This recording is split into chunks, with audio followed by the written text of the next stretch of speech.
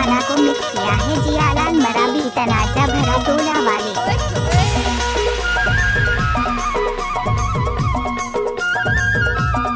Oh yeah.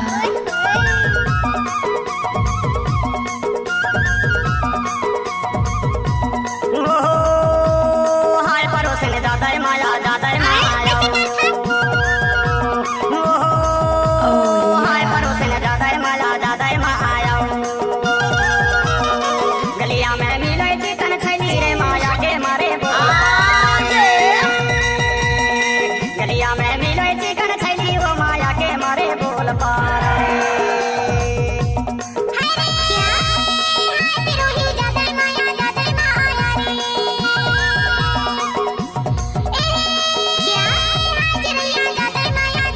सुन रहे हैं डीजे जियालाल मरावी का मिक्स किया हुआ गाना।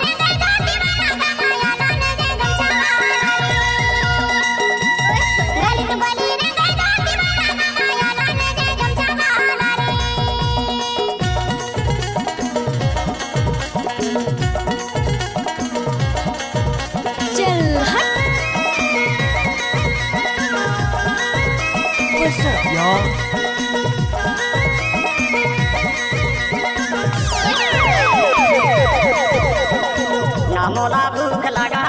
इस गाना को मिक्स किया है जियालाल मरावी तनाजा भरा डोला वाले।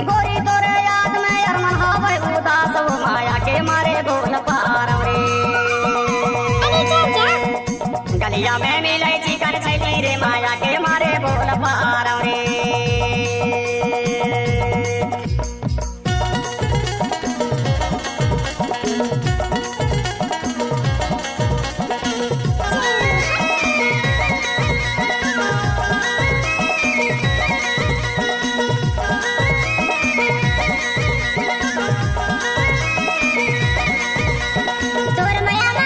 आप सुन रहे हैं डीजे जियालाल मरावी का मिक्स किया हुआ गाना।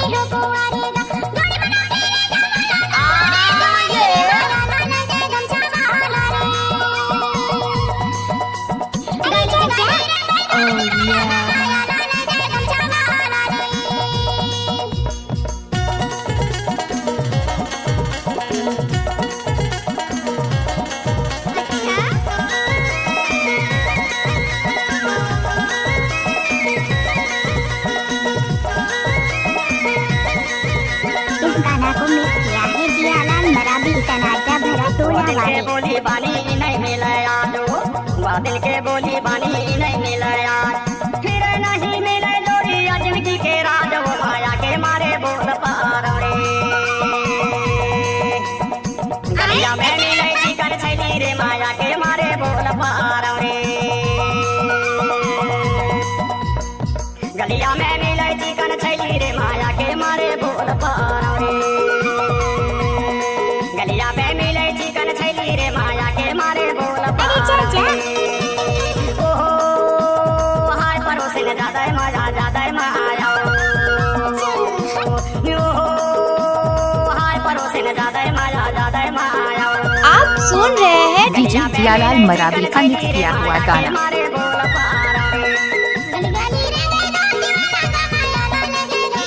गलिया में मिले चिकन छैली रे माया के मारे बोल कैसे घर फंस रे